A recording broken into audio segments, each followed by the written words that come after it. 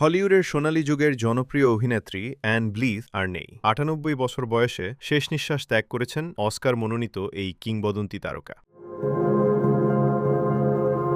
১৯৪৫ সালের কালজয়ী চলচ্চিত্র মিলড্রেড পিয়ার্সে অসাধারণ অভিনয়ের মাধ্যমে বিশ্বজুড়ে পরিচিতি পান তিনি। সেই ছবির জন্য মাত্র ১৭ বছর বয়সে অস্কার মনোনয়ন লাভ করেছিলেন অ্যান ব্লিথ। দীর্ঘ অভিনয় জীবনে তিনি Brute Force, the Great Caruso, the World in His Arms এবং দ্য হেলেন মর্গান স্টোরি সহ বহু জনপ্রিয় চলচ্চিত্রে অভিনয় করেন। ব্যক্তিগত জীবনেও ছিলেন অনুপ্রেরণার প্রতীক। এক ভয়াবহ দুর্ঘটনায় মেরুদণ্ড ভেঙে গেলেও দীর্ঘ চিকিৎসা শেষে আবারও অভিনয়ে ফিরেছিলেন তিনি। মৃত্যুকালে অ্যান ব্লিথ ৫ সন্তান, ১০ নাতি-নাতনি এবং অসংখ্য ভক্ত অনুরাগী রেখে গেছেন। তার প্রয়াণে হলিউড হারালো সোনালী যুগের আরেক উজ্জ্বল নক্ষত্র। Text report, press desk, BD.